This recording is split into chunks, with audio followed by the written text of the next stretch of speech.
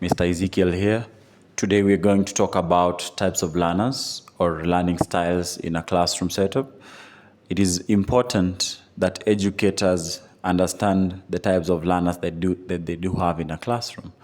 And it has been a challenge to most educators, especially on the onset of a new academic year, since they are being presented with learners that they completely know nothing about. This is especially when you're having a big school that you cannot know all learners.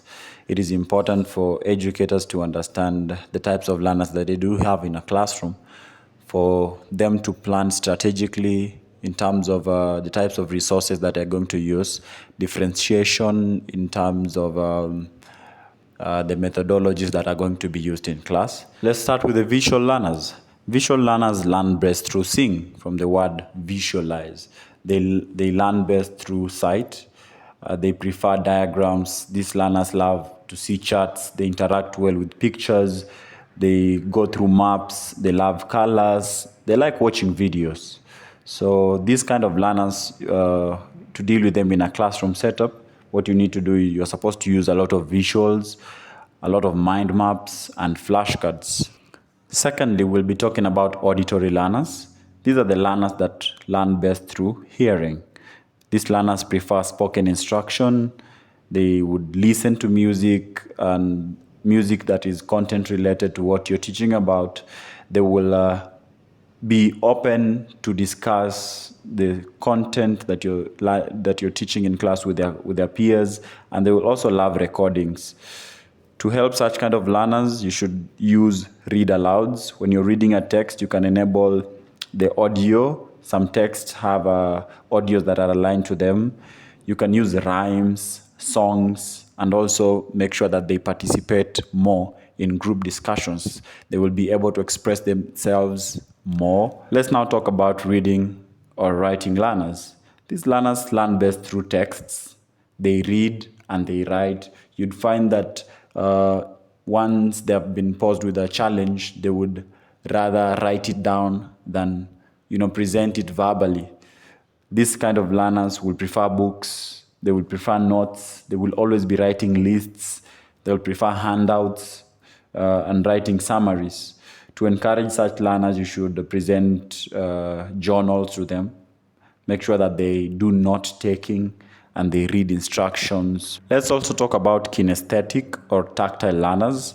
These are learners that learn best through movement and doing things. They will prefer hands-on activities.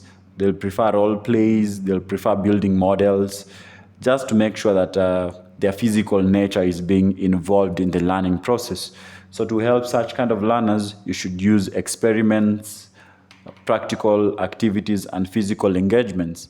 Now, this is very important to educators, that as you are busy wanting to cover your syllabus, do not forget that you should at least involve the use of experiments as you move along, practical activities, learners being able to come up with models, and even physical engagements. You have some lessons that you could teach your learners by, involving them moving around the classroom in a strategic way that would meet your desired goal.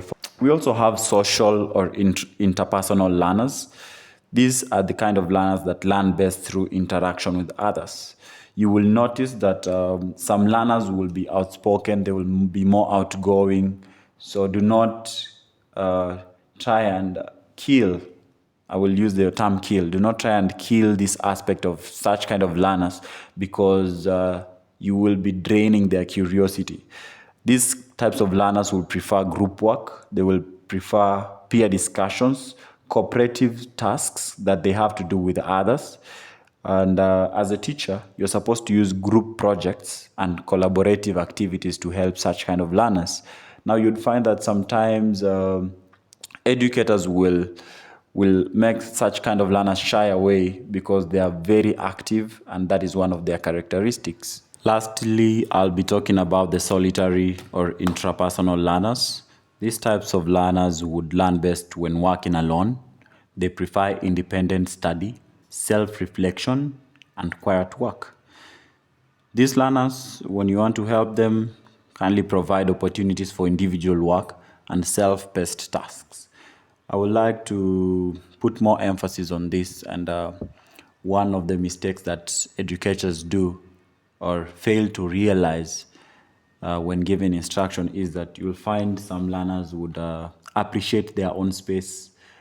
So in the midst of you wanting to make this learner interact with others, especially the interpersonal learners, make sure that you do not refrain them from their qualities of wanting to be independent, and also give them time to reflect by themselves, and ensure that you create a quiet environment for them to work. Sometimes it is too noisy in class for some learners to work, and that will affect their learning. So you'd find that if they cannot find that peace and safe environment for them to learn quietly, you'll find that they will not gain as much as they would have. On the comment section, kindly let me know which types of learning style you'd like me to talk about more.